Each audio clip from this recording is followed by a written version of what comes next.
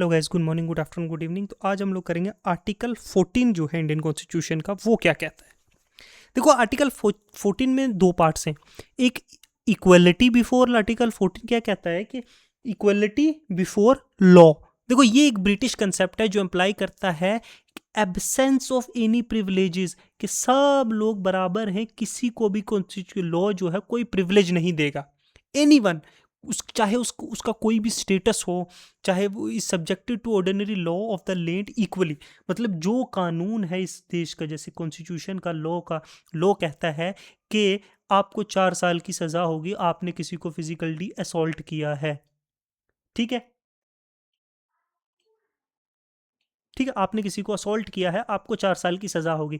अब अगर कोई स्टेटस में किसी की कास्ट राजपूत है, या फिर कोई डिस्ट्रिक्ट कलेक्टर रिटायर है, ये चीजें मायने नहीं रखेंगी। और दूसरा पुअर है ना, अगर एक असॉल्ट के लिए किसी को 4 साल की सजा हो रही है तो वो इसको भी होगी, डिस्ट्रिक्ट कलेक्टर को भी, और कोई गरीब है उसको भी होगी बराबर की।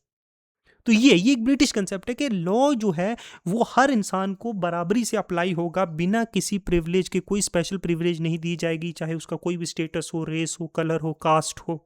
ठीक है, जो एक ऑर्डिनरी लॉ है लैंड का, वो सबको बराबरी से लगेगा। इक्वल प्रोटेक्शन बिफोर लॉ, अब ये कंसेप्ट डिराइव हुआ था अमेरिकन कॉन्स्टिट्यूशन से। एक इक्वलिटी बिफोर लॉ और इक्वल प्रोटेक्शन ऑफ लॉ।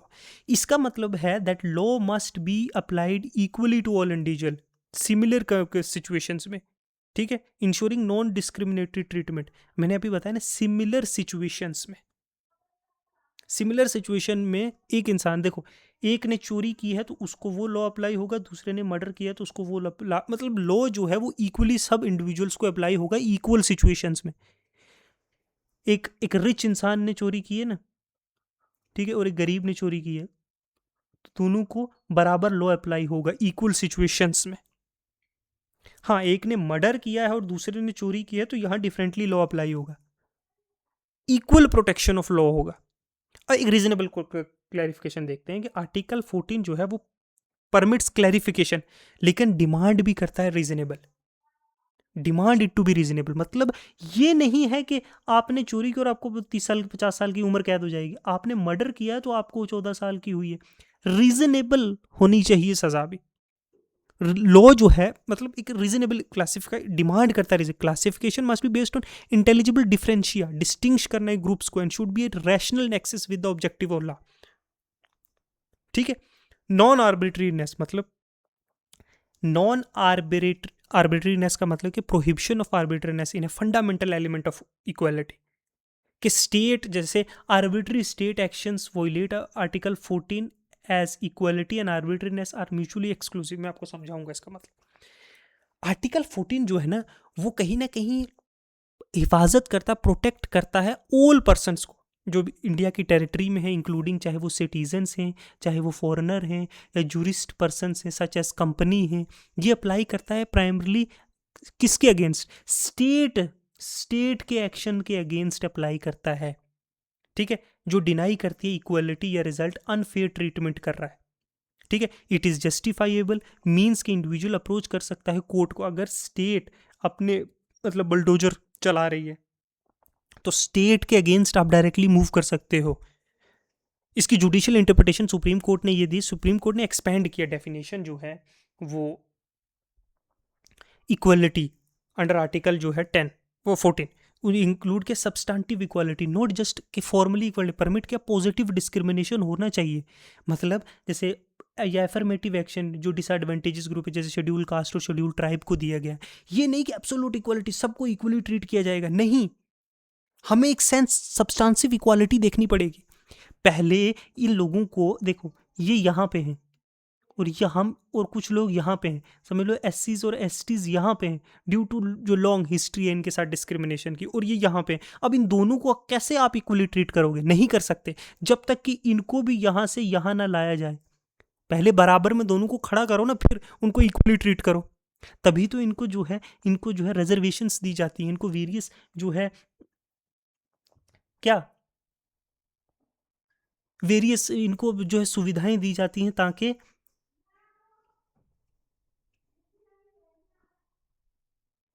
क्या, ताकि इन लोगों को उनके बराबर खड़ा किया जा सके। लैंडमार्क जजमेंट जैसे इंदिरा स्वामी के जो यूनियन ऑफ इंडिया, उन्होंने अपहेल्ड किया कि जो फॉर्म ऑफ जो रीजनेबल क्लासिफिकेशन है विद इन जो इक्वालिटी के फ्रेमवर्क में आता है कि कुछ रीजनेबल होना चाहिए, तो principle was also used in national legal service authorities versus union of India में भी एक्सटेंड किया गया है, जो प्रोटेक्शन दी गई against discrimination based on gender identity या सेक्सुअल ओरिएंटेशंस के। तो नालसा जैसे चीज़ें जहाँ फ्री लीगल एड दी जाती है इन लोगों को जस्टिस के लिए। तो ये इक्वालिटी ठीक है, इक्वल, अगर आप एब्सोल्यूट इक्वालिटी डजंट एग्जिस्ट, हम बोलेंगे कि ठीक है सबको इक्वल ट्रीट करो, चाहे वो अमीर है चाहे वो गरीब है, चाहे उसके पास सुविधाएं नहीं है, जो उसको वेरियस डिसएडवांटेजेस हैं, वो बैकवर्ड है, नहीं, आपको फ्री एजुकेशन देनी पड़ेगी उन लोगों को, because they can't afford it due to various disadvantages. आप सिर्फ इकोनॉमिक परस्पेक्टिव से नहीं दे, आप सोशल डिसएडवांटेजेस भी देख रहे हो, एससीज एंड एसटीज, आप इकोनॉमिक सोशल वेरियस एस्पेक्ट देखने पड़ते हैं। टू ट्रीट समबडी इक्वल, देखो ना, to treat somebody equal they should be equal, पहले वो इक्वालिटी के उस पैरामीटर्स को तो पास करना चाहिए ना। हम कैसे ट्रीट कर सकते हैं इक्वली जबकि वो इक्वल है ही नहीं? हमें देखना पड़ेगा ना, they are not on human level के वो हमारे बराबर के नहीं है, बट इकोनॉमिकली क्या वो इतने फिजिबल है? क्या सोशली वो इतने हैं? नहीं है, बैकवर्ड है, कहीं पे स्कूल नहीं है, कहीं पे कुछ नहीं दे, किसी के पास किताब खरीदने के लिए, पढ़ने के लिए नहीं। कैसे आप कह सकते हो कि एक बच्चा की किताब खरीद रहा है तो दूसरे को भी खरीदनी चाहिए? No, we have to provide free books. हमें उसको वहां ला के उस पोडियम पे खड़ा करना पड़ेगा, फिर वो हम ट्रीट कर सकते हैं किसी को इक्वली। एक लिटरेट और लिटरेट के की इक्वलिटी क्या है अगर हम एग्जाम में उसको बिठा देंगे? नो, वी हैव टू, हमें उसको थोड़ा एजुकेट, हमें सपोर्ट करना पड़ेगा। तो आर्टिकल 14 जो है कहीं ना कहीं कॉन्स्टिट्यूशनल गारंटी देता है, ठीक है, कि ये आर्बिट्री डिस्क्रिमिनेशंस के खिलाफ इक्वल ट्रीटमेंट स्टेट के द्वारा प्रमोट करने के लिए, fairness, rule of law, justice सब सिटीजन्स के लिए, ऑल पर्सन्स के लिए इंडिया में। तो ये है आर्टिकल 14 के टेक्स्ट। ये आज के लिए इतने रखते हैं। Thank you, good bye.